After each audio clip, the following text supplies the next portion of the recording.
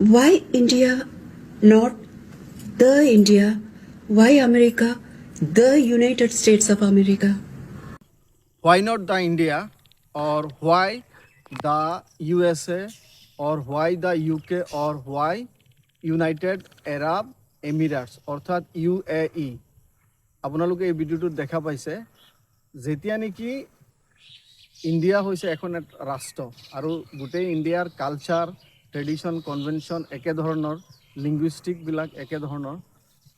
যদিও ভিন্নতাৰ মাজত একতা আছে বা ইউনিটি ইন ডাইভাৰ্চিটি কিন্তু আমাৰ দ্য UAE হয় কিয়নো দ্য ইউনাইটেড আৰব এমিৰেটছ তাত প্ৰায় 7খন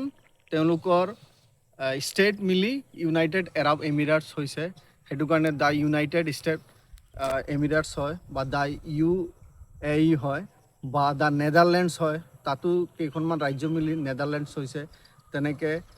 UK United kingdom the UK United kingdom বুলি কোৱা হয় কাৰণ তাতো কেইখনমান ষ্টেট মিলি UK হৈছে তাৰপিছত তেনেকৈ আমি ক'ব পাৰি দ্য USA অৰ্থাৎ the United state of America গতিকে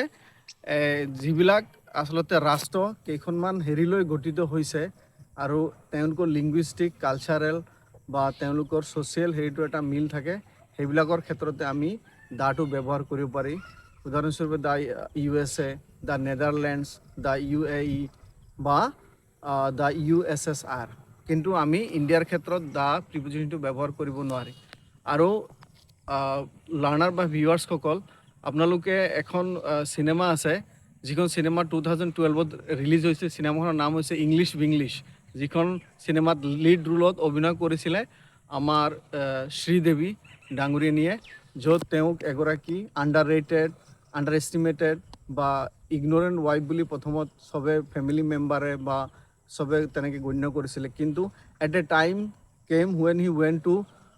New York and over there he studied English পঢ়িছিলে তাৰপিছত তাই নিজৰ স্বাভিমান নিজৰ চেল্ফ ৰেচপেক্টটো ঘূৰাই পাইছিলে আৰু লগতে ইয়াত আমাৰ উইমেনৰ যিটো চেল্ফ ৰেচপেক্টটো বা উইমেন এম্পাৱাৰমেণ্টটো দেখাইছে যে উইমেনে নিজৰ ভৰিত নিজে ষ্টেণ্ড হ'ব পাৰে গতিকে